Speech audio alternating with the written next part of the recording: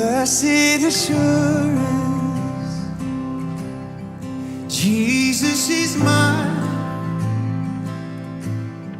He's been my fourth man in the fire, time after time. Born of His Spirit, washed in His blood. And what He did for me on Calvary is more than enough. Oh, I trust in God, my Savior, the one who will never fail. He will never fail.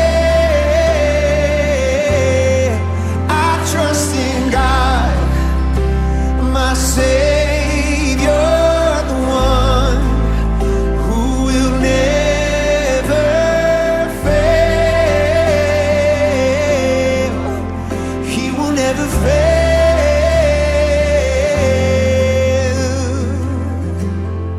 Perfect submission, all is at rest. I know the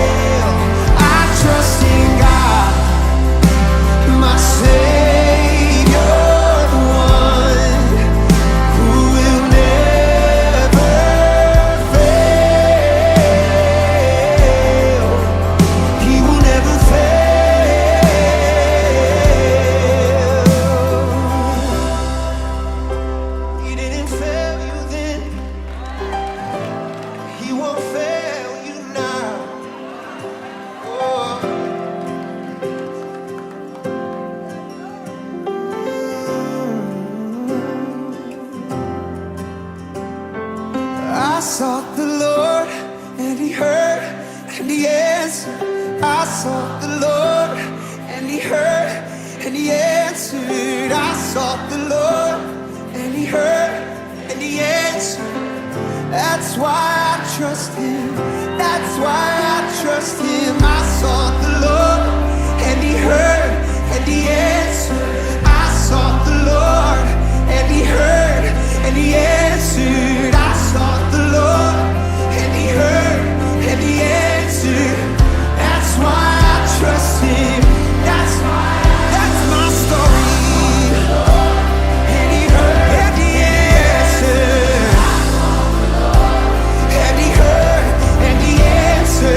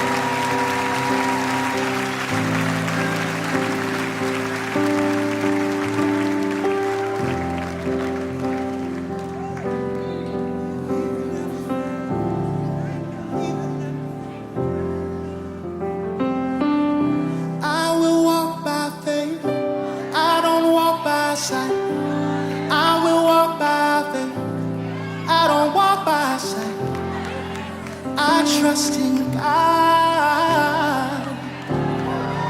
I trust in God. I will walk by faith. I don't walk by sight. I will walk by faith. I don't walk by sight. I trust in God. I trust in God. I will walk. I will walk by. I won't walk by sight. I will walk by faith. I don't walk by sight. Oh, I trust in God. Not what I see, but what I believe in. Hey, I will walk. I will walk. I don't walk by. Hey, I don't walk by sight. I trust Him. So sweet to trust Him.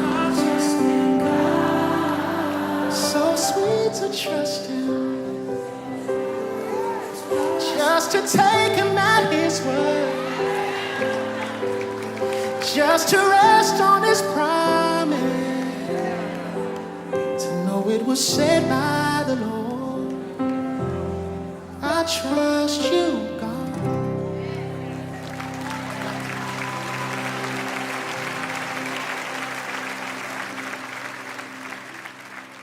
To know it was said by the Lord. I trust You, God.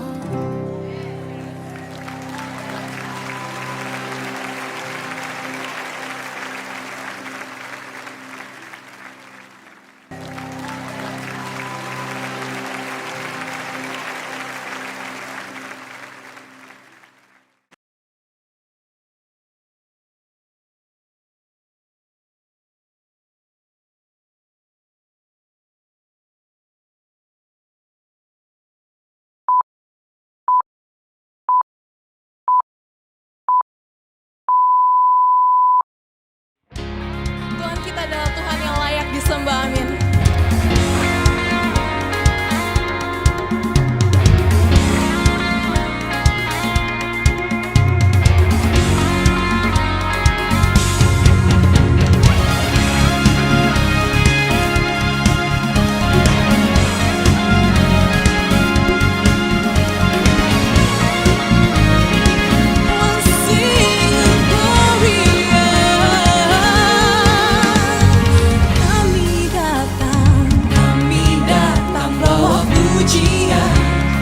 Bersama memuji-Mu Tuhan, satukan suara dan nyanyikan sorak kemenangan. Gloria,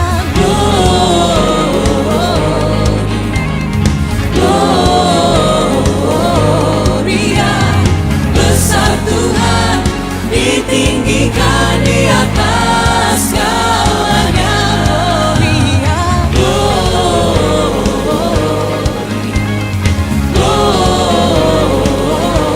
Gloria,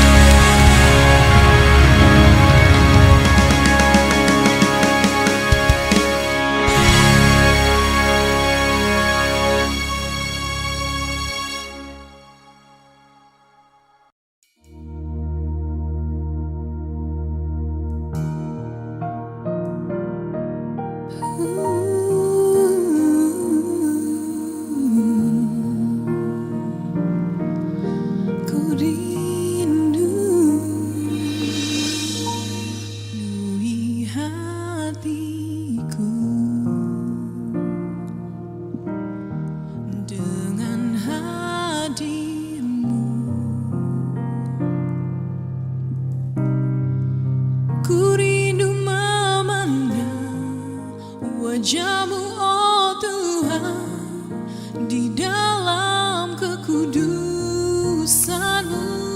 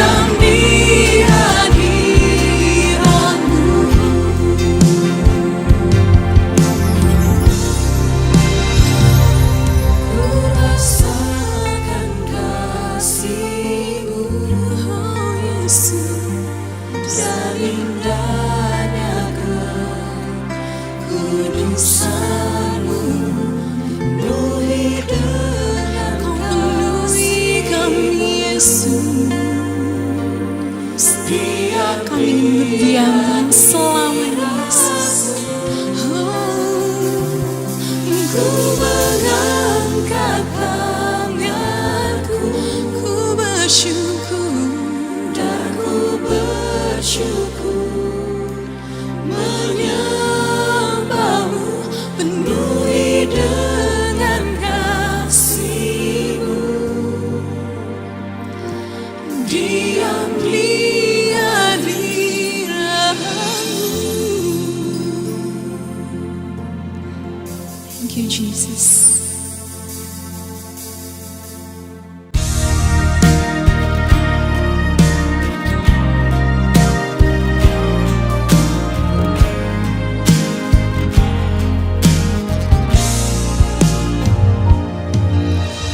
Ku yakin segala perkara dapat ku tanggung di dalam Yesus yang memberi kekuatan bagiku. Meski semua hidupku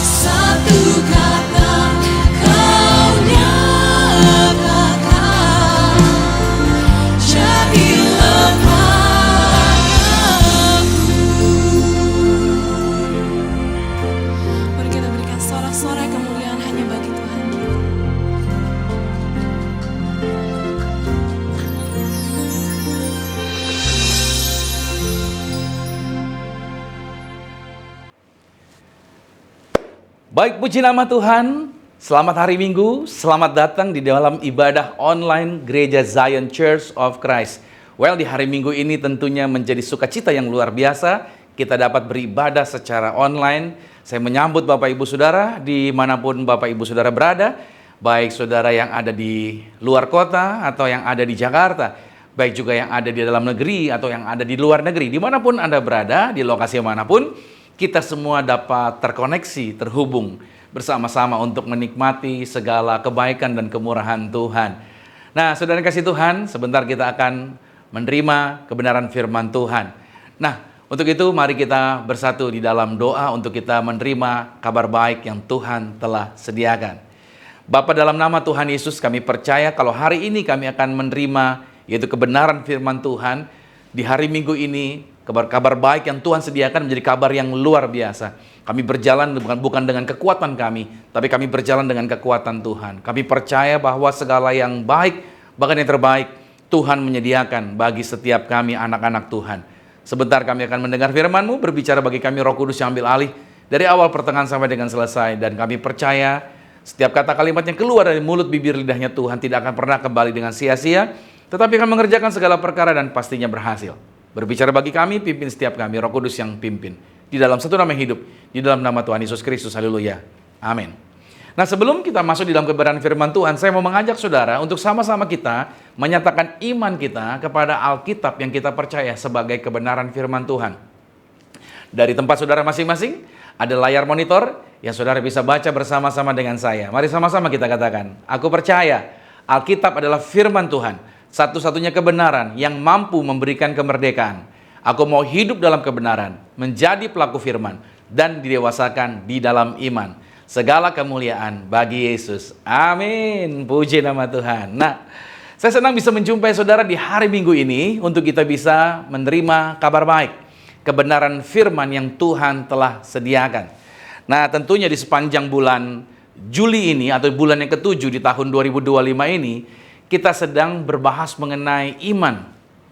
Bahwasanya dengan iman, Tuhan menyediakan iman ini agar kita dapat terhubung dengan Tuhan. Bahwasanya kita bisa melakukan perkara-perkara yang luar biasa dengan iman ini. Nah, itu sebabnya di sepanjang bulan Juli ini saya berdoa buat saudara. Anda dan saya, semua kita yang hadir hari ini dapat mengerti dengan benar. Dapat memahami dengan benar mengapa kita semua disebut dengan orang yang beriman. Nah, judul hari ini yang kita akan bahas itu berbicara mengenai iman yang menembus batas. Ya, judulnya hari ini adalah berbicara mengenai iman yang menembus batas. Saudara boleh buka dari Alkitab saudara, itu terambil di dalam Markus pada pasal 5, ayat 21 sampai dengan ayatnya yang ke-34. Saya bantu bacakan buat saudara. Judul perikop yang tertulis yaitu tentang Yesus membangkitkan anak Yairus dan perempuan dan menyembuhkan seorang perempuan yang sakit pendarahan. Saya baca dari Alkitab, Lembaga Alkitab Indonesia yang terjemahan baru tapi edisi yang kedua. Jadi akan ada beberapa kata yang ada perbaikan. Mungkin tidak sama dengan apa yang di Alkitab dalam versi yang sebelumnya. Tapi nggak apa-apa, maknanya lebih diperkuat lagi dengan terjemahan edisi yang kedua ini. Mari kita lihat apa yang Alkitab katakan. Sesudah Yesus menyeberang lagi dengan perahu, orang banyak berbondong-bondong datang, lalu mengerumuni dia. Sementara ia berada di tepi danau, datanglah salah seorang kepala rumah ibadat yang bernama Yairus. Ketika dia melihat Yesus, sujudlah ia di depan kakinya dan memohon dengan sangat kepadanya, anak perempuanku hampir mati. Datanglah kiranya dan letakkanlah tanganmu atasnya, supaya ia selamat dan tetap hidup. Lalu, lihat ayat 24-nya, pergilah Yesus dengan orang itu. Orang banyak berbondong-bondong mengikuti dia dan berdesakan mengerumuni dia. Di situ, ayat 25-nya, ada seorang perempuan yang sudah 12 tahun menderita pendarahan. Ia telah banyak menderita di bawah perawatan banyak tabib, sehingga telah dihabiskannya semua yang ada padanya, namun sama sekali tidak ada faedahnya, malah sebaliknya keadaannya makin memburuk. Dia sudah mendengar tentang Yesus, maka di tengah-tengah orang banyak itu, ia mendekati Yesus dari belakang dan menyentuh jubahnya Yesus, sebab katanya, asal ku sentuh saja jubahnya, aku akan sembuh. Seketika itu juga sumber pendarahannya mengering dan ia merasa bahwa badannya sudah sembuh dari penyakitnya. Pada saat itu juga Yesus mengetahui bahwa ada kuasa yang keluar dari dirinya. Lalu ia berbalik di tengah orang banyak dan bertanya, "Siapa yang menyentuh jubahku?" Murid-muridnya menjawab, "Engkau melihat bagaimana orang-orang ini berdesakan mengerumunimu, dan engkau bertanya, 'Siapa yang menyentuh aku?'" Lalu Yesus memandang sekelilingnya untuk melihat perempuan yang telah melakukan hal itu. Perempuan itu menjadi takut dan gemetar ketika mengetahui apa yang telah terjadi atas dirinya, tampil dan sujud di depan Yesus, dan dengan jujur memberitahukan segala sesuatu kepada Yesus. Ayat 34 dikatakan begini.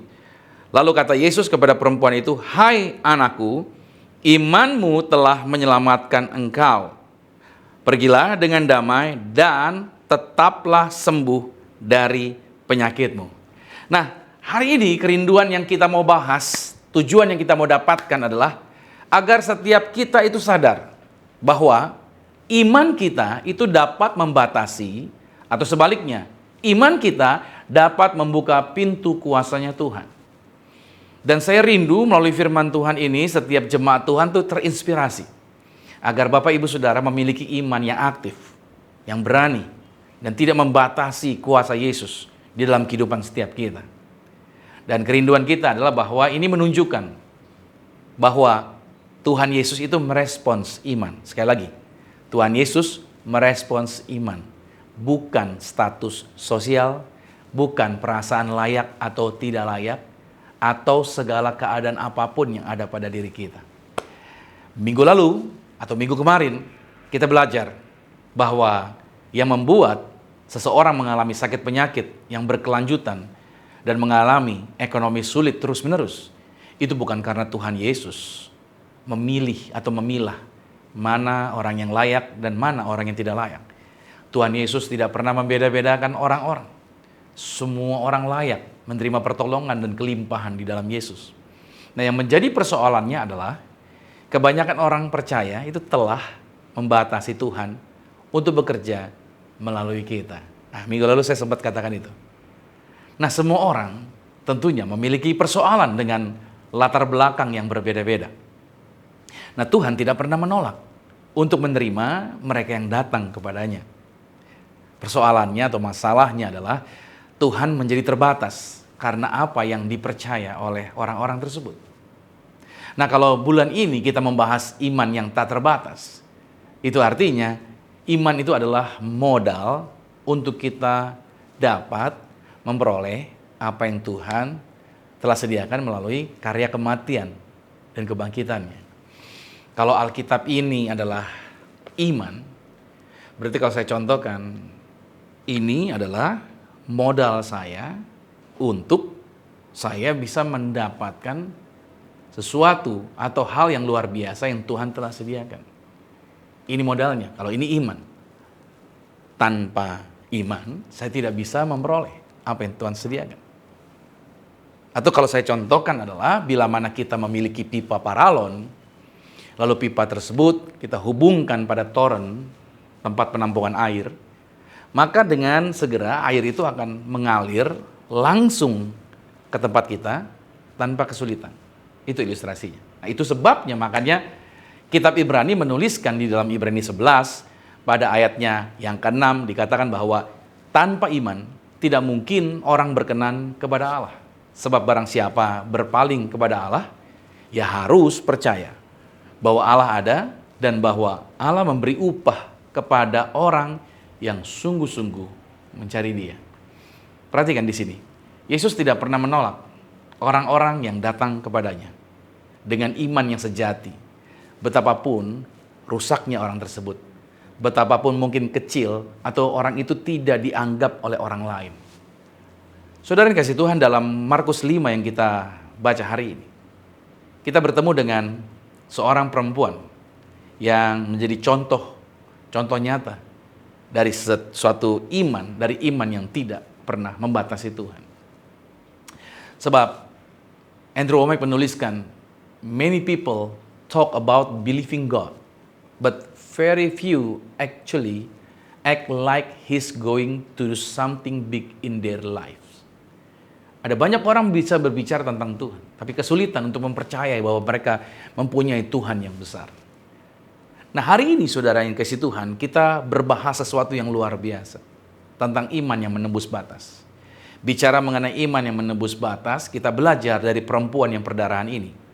Maka yang pertama yang kita perlu pelajari hari ini adalah wanita yang menembus batas. Ini menarik. Dia wanita, ya bukan pria, tapi wanita. Gambaran seperti, kebanyakan adalah wanita adalah gambaran kelemahan. Tapi justru Alkitab mengangkat wanita. Justru Tuhan mau tunjukkan bahwa yang dikatakan orang lemah, justru Tuhan berkati, Tuhan pakai dengan luar biasa. Nah, wanita ini justru menembus batas. Yang pertama adalah batas fisik. Kenapa saya katakan wanita ini menembus batas fisik?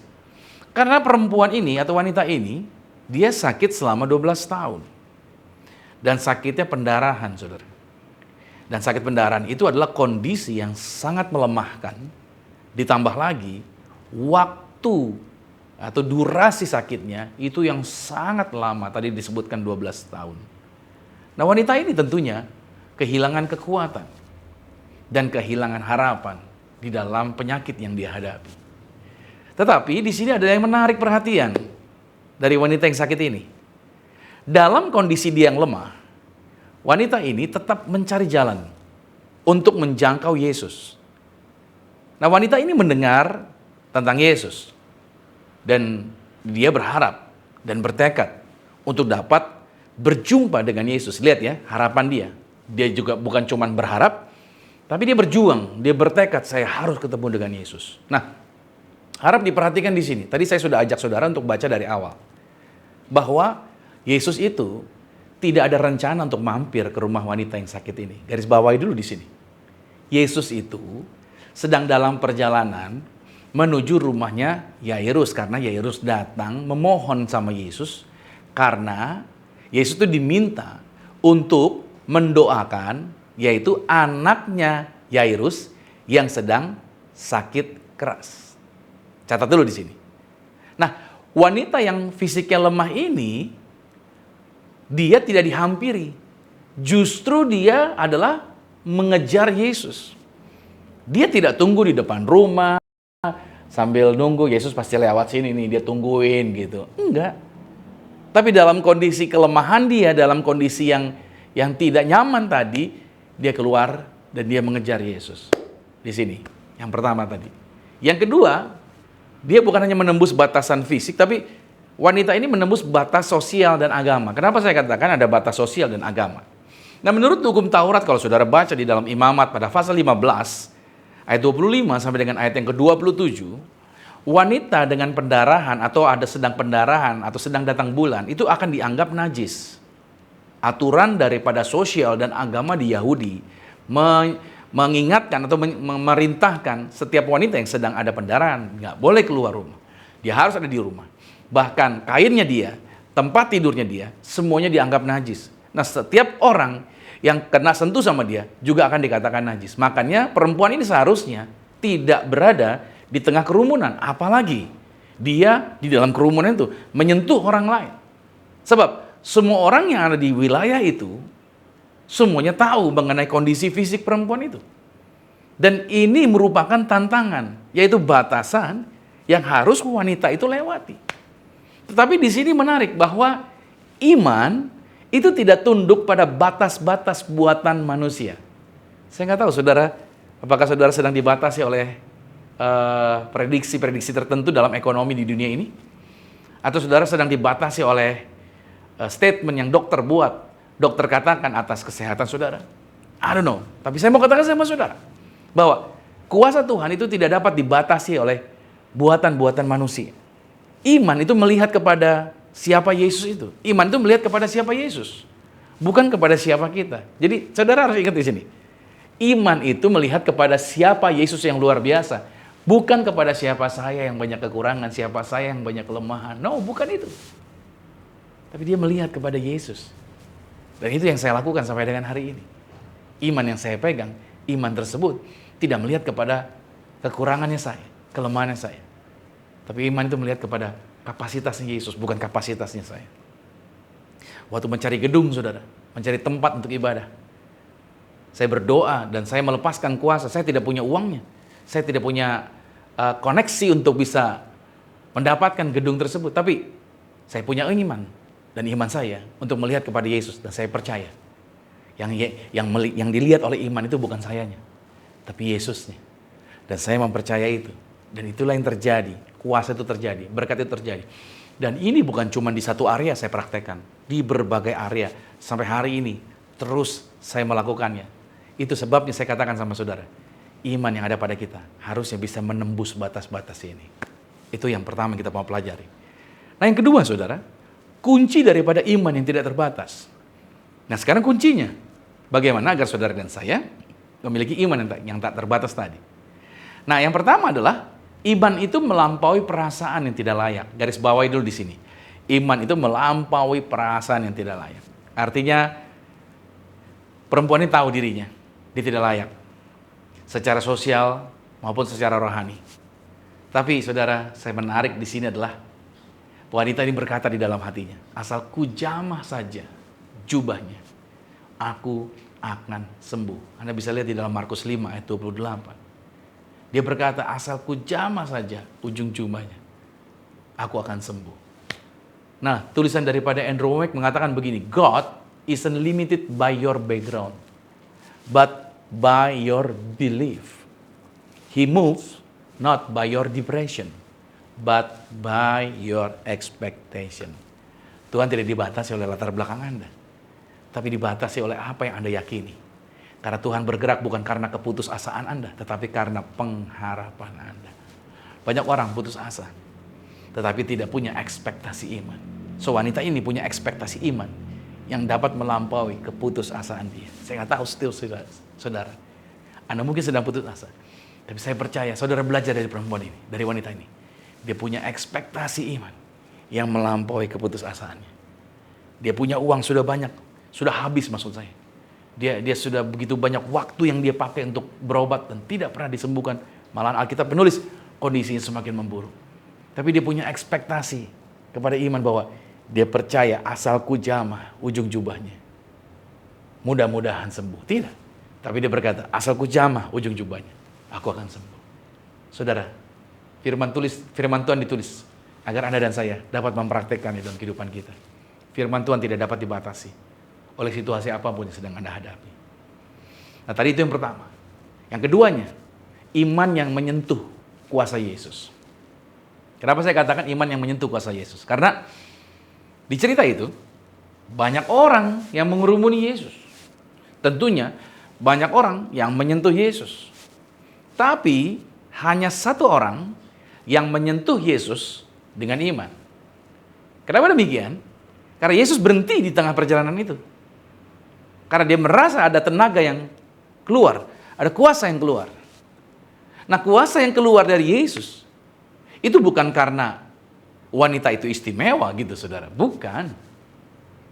Tetapi karena apa? Karena iman daripada wanita itu yang membuka saluran kuasa. Ada begitu banyak orang ke gereja, ada begitu banyak orang beribadah, tapi nggak semua orang bisa mengalami mujizat di dalam ibadah yang sama. Kenapa demikian? Karena kita bisa melihat di sini, ada begitu banyak orang yang menempel dan memegang Yesus, tapi mereka tidak memegang dengan iman. Beda dengan perempuan ini, dia datang, dia memegang dengan iman.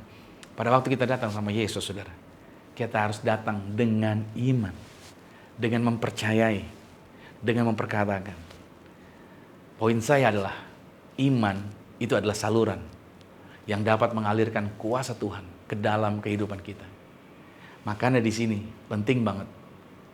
Media sosial, pertemanan kita seringkali mulai mengganggu cara berpikir kita. Mulai mempengaruhi cara kita mempercayai sesuatu. Sehingga membuat terkadang iman kita menjadi terbatas. Kalau imanmu terbatas, maka salurannya menjadi sempit. Tetapi sebaliknya, jika imanmu dibuka lebar, maka kuasanya akan mengalir secara bebas di dalam kehidupan Anda. Yang ketiga, saudara, iman yang dipuji dan diselamatkan. Di sini menariknya, imannya dipuji perempuan ini, dan perempuan ini diselamatkan. Yesus tidak hanya menyembuhkan tubuhnya. Ingat baik di sini ya, saya stop di sini dulu. Kenapa saya katakan demikian? Wanita ini bukan murid Yesus. Wanita ini juga mungkin belum dibaptis, saudara. 12 tahun sakitnya. Yesus melayani berapa tahun? 3,5 tahun. Dia sakit berapa tahun? 12 tahun, saudara. Menurut saudara, perempuan ini udah dibaptis belum? Belum lah. Betul ya? Dia ketemu dengan Yesus, dia belum jadi warga gereja, ya kan?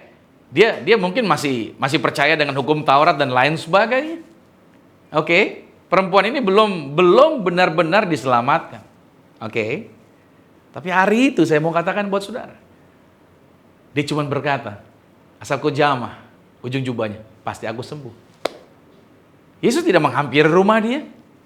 Yesus berjalan dalam rombongan yang menuju rumah Yairus. Tapi di sini saudara, Yesus bukan hanya menyembuhkan dia, bukan hanya menyembuhkan tubuhnya perempuan ini, tapi juga ada satu hal yang Tuhan katakan.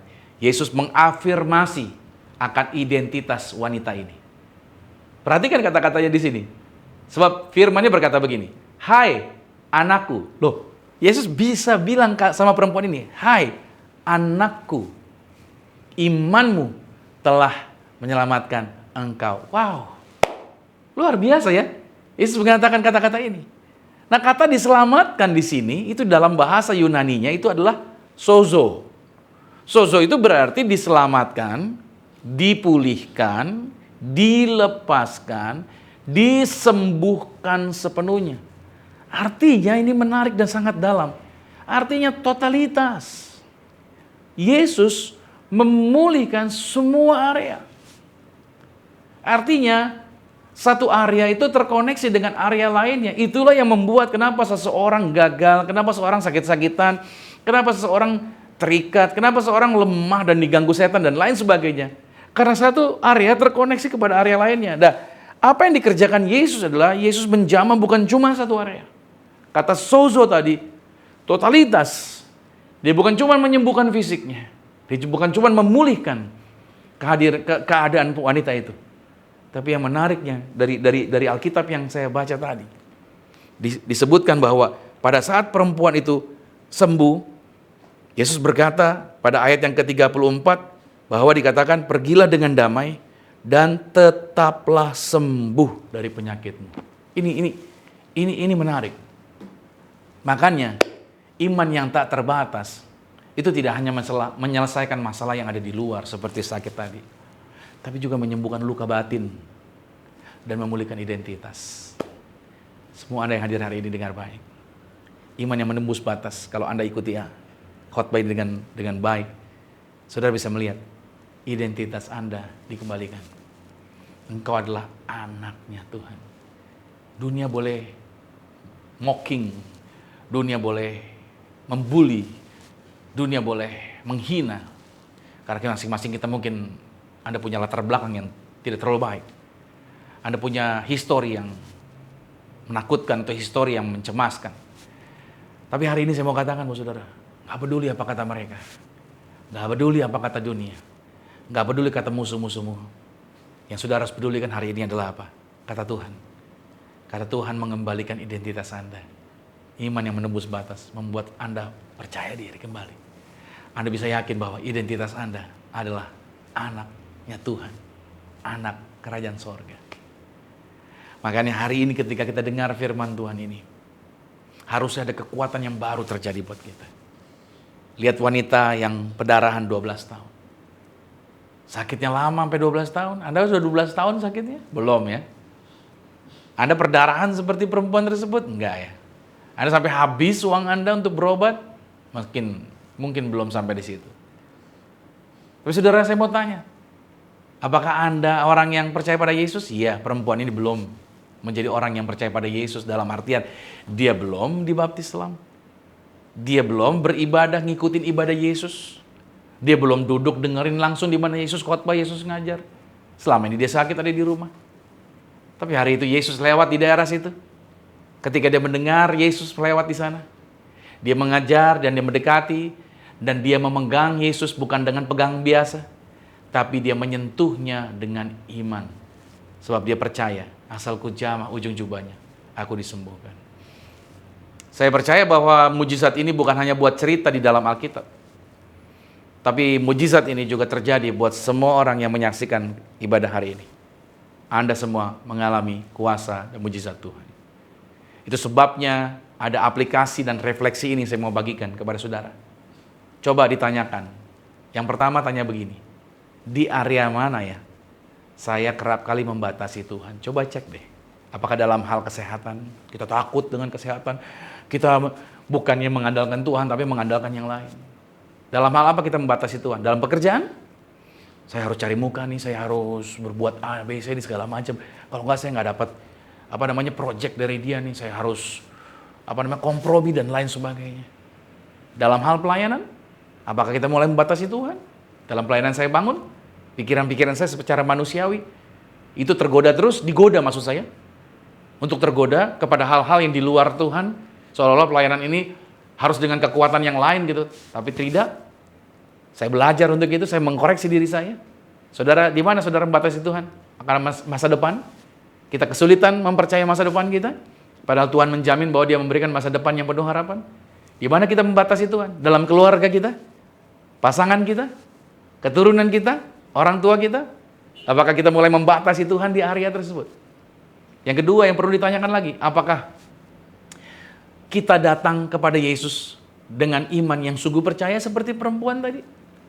Atau kita datang karena kewajiban bergereja? Atau karena, ya katanya orang Kristen harus ada di gereja sih, harus ibadah sih. Apakah seperti itu? Atau yang ketiga, pertanyaan berikutnya adalah, apakah saya bersedia untuk melangkah seperti perempuan tadi? Walau harus melawan ketakutan, melawan opini yang ada, atau melawan kenyamanan-kenyamanan yang selama ini kita hidup di dalam kenyamanan tersebut. Coba cek dari 3 pertanyaan ini. Saya percaya bahwa saudara ketika Anda merefleksikan pertanyaan-pertanyaan tadi, itu akan menjadi sebuah langkah rohani yang berbeda untuk saudara bergerak di dalam iman yang menembus batas. Nah, saya kasih langkah praktisnya buat saudara. Hari ini, dengar baik. Ubah doa Anda. Dari yang tadinya berdoa begini, Tuhan kalau Engkau mau, Tuhan kalau Engkau bisa, Tuhan sekiranya Engkau mau bekerja, ganti doanya. Menjadi begini doanya, aku tahu bahwa Tuhan Engkau sanggup dan Engkau akan melakukannya. Nah, doanya begitu. Setelah itu saudara bertindaklah sesuai dengan iman yang Anda sudah doakan tadi. Anda bukan lagi bergerak berdasarkan perasaan-perasaan Anda. Tapi saya kayaknya kurang nyaman sama dia. Tapi perasaan saya takut dan lain sebagainya. Anda bergerak bukan dengan perasaan lagi. Tapi Anda bergerak dengan iman Anda yang berdasarkan kata firman Tuhan. Dan yang ketiga langkahnya adalah deklarasikan, ucapin janji-janji Tuhan. Every day. Setiap hari. Bukan kita mengucapkan fakta-fakta yang menakutkan. Kata dokter sih begini, kata dokter ya saya ada kelemahan di jantung, kata dokter ya darah saya begini-begitu, dan kata teman-teman ekonomi Indonesia begini, ekonomi dunia dan lain sebagainya. Ngapain saudara ngulang-ngulangin kata-kata yang menakutkan? Ngapain Anda ngulangin kata-kata yang tidak menguatkan? Itu toksik semuanya. Dengar baik. Ucapkan janji-janji Tuhan. Perkatakan apa yang Tuhan katakan. Perkatakan apa yang Tuhan janjikan. Apa yang Tuhan gak ngomong, jangan ngomong. Dunia ini seringkali mengajak kita untuk memperkatakan apa yang ditakutkan oleh dunia. So, hari ini saya berdoa buat saudara. Anda melangkah bukan dengan kekuatan pribadi Anda, tapi ada roh Tuhan yang bersama dengan saudara.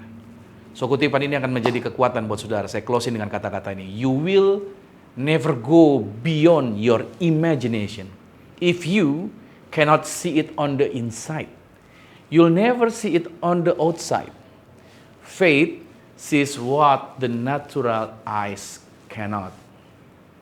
Lihat baik-baik. Tuhan tidak mau dibatasi oleh apa yang mata kita lihat. Mata kita, pikiran kita, perasaan kita akan berkata, nggak mungkin lah. Gimana mungkin saya naik pangkat lah. Saingannya banyak. Nggak mungkin lah saya akan dapat promosi. Nggak mungkin lah saya sembuh. Nggak mungkin lah saya bisa berjodoh dengan dia. Gak mungkin lah saya bisa sekolah di tempat itu. Gak mungkin lah karena saya gak punya dana, saya gak punya biaya. Gak mungkin lah usaha saya bisa berkemenangan, bisa berkelanjutan, bisa expand dan lain sebagainya. Segala ketidakmungkinan. Berhenti berkata seperti itu. Jangan batasi Tuhan. Biarkanlah iman Anda menembus batas. Kenapa demikian? Karena Tuhan sedang mencari orang yang berani percaya besar dan tidak membatasi Tuhan di dalam pikirannya. Amin. Saya berdoa buat saudara, tidak lagi membatasi Tuhan. Dulu mungkin iya, tapi setelah dengar khotbah ini, Anda semua yang hadir hari ini, yang mendengarkan khotbah ini, Anda tidak mau lagi membatasi Tuhan, tapi melangkah dengan iman sekarang. Percaya, kita punya Tuhan yang besar, amin. Kita punya Tuhan yang luar biasa, amin. Kita punya Tuhan yang tidak terbatas, amin. Dan saya mau katakan lagi, seorang penyembah akan menjadi sama dengan apa yang dia sembah. Yang kita sembah adalah Yesus Kristus, Tuhan yang tidak terbatas. Yang kita sembah adalah Yesus Kristus, Tuhan yang besar. Yang kita sembah adalah Tuhan Yesus Kristus, Tuhan yang luar biasa. Berarti Anda dan saya akan menjadi sama seperti yang kita sembah di dalam Tuhan Yesus Kristus. Hari ini kita menikmati kemurahan Tuhan. Kita menikmati lawatan Tuhan. Mari kita berdoa bersama-sama. Tuhan Yesus, terima kasih buat hari ini kami menerima kabar baik. Kami menerima firman Tuhan. Kami dikuatkan. Kami percaya, kami belajar hari ini untuk tidak lagi memperkatakan kata-kata yang salah. Untuk kami memiliki iman yang tanpa batas atau menembus batas. Belajar dari perempuan yang perdarahan. Dia bisa berkata, asalku jamah ujung jubahnya, aku sembuh. Perempuan ini harus keluar dari tempatnya yang selama ini dia pikir dia aman di dalam rumahnya. Dia harus keluar karena Yesus tidak menghampiri dia. Maka hari ini kami belajar bahwa kami semua harus berani mengejar, mempercayai apa yang kami imani di dalam Yesus. Yesus melihat ketulusan hati, Yesus melihat keteguhan, Yesus melihat tekad juang kami. Itu sebabnya aku berdoa setiap anak-anak Tuhan yang mengikuti siaran ini, semuanya mengalami perjumpaan dengan Tuhan, semuanya mengalami lawatan, semuanya mengalami kemurahan Tuhan, dan semuanya mengalami mujizat dari Tuhan Yesus. Sebentar kami akan bersatu dengan sakramen tubuh dan darah Tuhan Yesus. Kami percaya korban tubuhmu, curahan darahmu, menjaminkan kami untuk kami menikmati apa yang Bapa telah sediakan di dalam Yesus Kristus. Itu digenapi di dalam kehidupan kami bersama dengan keluarga kami. Kami sambut tubuh dan darahmu dalam nama Yesus Kristus. Haleluya. Amin. Nah saudara, kita akan masuk di dalam sakramen tubuh dan darah Tuhan Yesus Kristus. Mari kita siapkan roti dan anggur di tempat saudara masing-masing. Dan percayalah bahwa ketika roti ini kita angkat, kita berdoa bersama-sama, ini menjadi tubuh Kristus. Ketika nanti kita angkat anggur ini, kita berdoa ini menjadi darah Tuhan Yesus Kristus. Nah, mari sama-sama dengan saya dari tempat Anda masing-masing, angkat rotinya saja, sama-sama dengan saya katakan, dalam nama Tuhan Yesus, inilah roti yang telah turun dari surga. Inilah tubuh Tuhan Yesus Kristus, tubuh yang tergantung di atas kayu salib, yang memberikan kami bersama dengan keluarga kehidupan yang kekal di dalam kerajaan sorga. Oleh korban tubuh Kristus, mulai hari ini kami menang atas segala virus, menang atas segala penyakit, tidak terkapar di meja operasi. Kami diberkati, umur panjang, tidak sakit-sakitan, dan seluruh sel-sel tubuh kami jadi baru dalam nama Yesus. Inilah tubuh Tuhan Yesus Kristus. Mari kita makan tubuh Tuhan Yesus.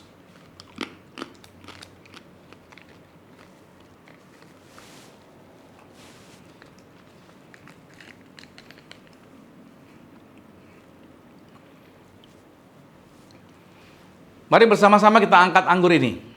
Mari dengan iman katakan, dalam nama Tuhan Yesus, inilah darah Yesus Kristus, darah yang tercurah, darah yang tertumpah di atas kayu salib sebagai perjanjian yang baru dan yang kekal. Oleh korban darah Kristus, kami bersama keluarga termeterai menjadi warga sorga. Dijamin punya rumah di bumi, punya rumah di sorga. Tidak mengembara, senantiasa dijagai pasukan malaikat sorgawi. Aku tolak santet, aku tolak kuasa gelap. Apapun rancangan orang jahat tidak pernah berkuasa atas kami. Kami diberi kuasa menginjak ular dan kalajengking, menghancurkan tipu daya setan. Mulut kami diberkati. Setiap kata kalimat doa kami digenapi. Bulan Juli ini bulan yang diberkati, berkelimpahan, penuh kuasa, penuh kemuliaan Tuhan. Saudara masing-masing jangan minum dulu. Anda berdoa lagi. Saudara minta apa di bulan Juli ini? Saudara lepaskan perkataan iman. Lepaskan perkataan iman yang menembus batas. Ingat baik, Tuhan bukan hanya memulihkan keadaan luar Anda, tapi juga Tuhan yaitu memulihkan keseluruhan Anda, bahkan identitas Anda diperbaiki, dibenahi, dan Tuhan beri statement bahwa engkau adalah anak kerajaan sorga. Saudara boleh doa. Makasih Tuhan, apa yang didoakan oleh mereka, terjadilah. Apa yang mereka imani, terjadilah atas kehidupan mereka dalam nama Yesus, dalam nama Yesus, dalam nama Yesus, dalam nama Yesus. Mari sekali lagi ikuti sama-sama dengan saya katakan, dalam nama Tuhan Yesus, Tuhanlah yang mengajar. Sakramen tubuh darah Yesus kuasanya lebih dari roti mana. Bangsa Israel terima roti mana 40 tahun di padang gurun, tidak pernah kelaparan, tinggal makan tidur. Kami bersama keluarga tidak miskin, tidak bangkrut, tidak kekurangan, tidak sakit-sakitan, makan tidur diberkati. Apa yang kami pegang, apa yang kami kerjakan di dalam karir, bisnis, proyek, usaha, studi, pelayanan kami diberkati lipat kali ganda dari berkat tertinggi yang pernah kami raih dalam nama Yesus. Inilah darah Yesus Kristus. Mari kita minum darah Tuhan Yesus. Haleluya.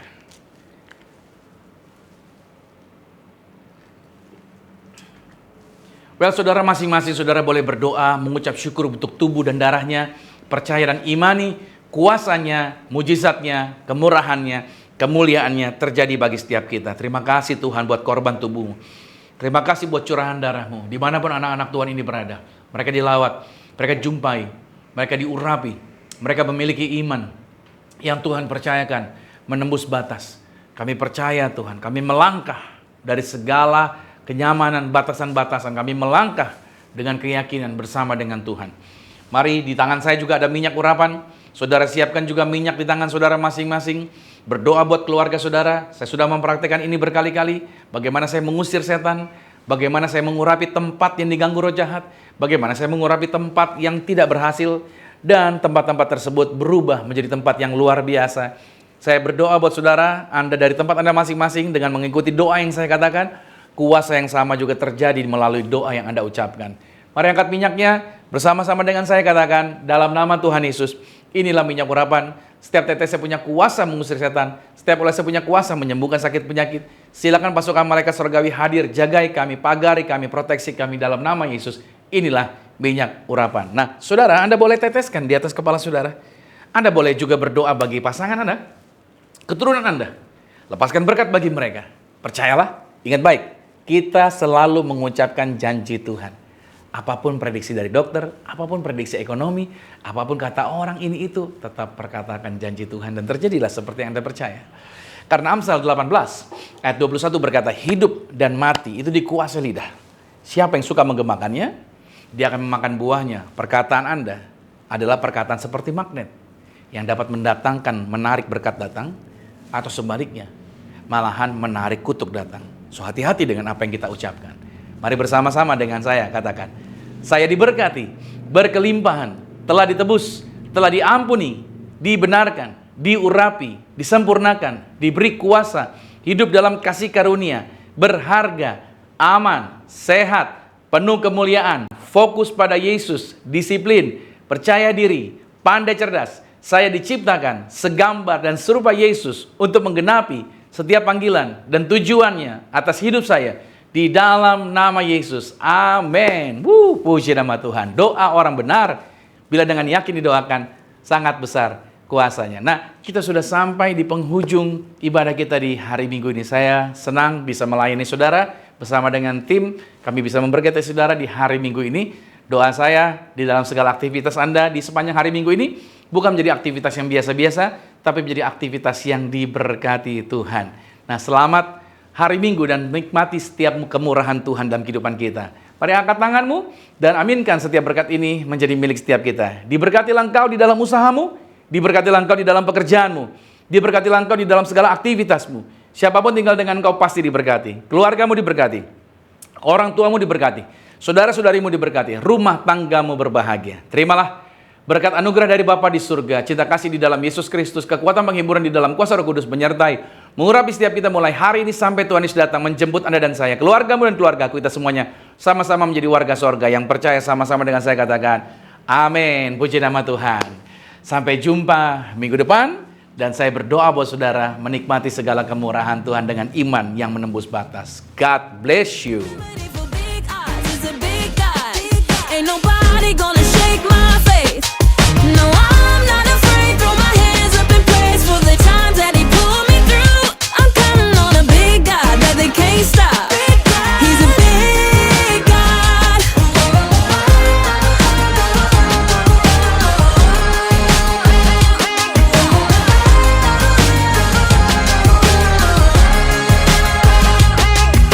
Stronger.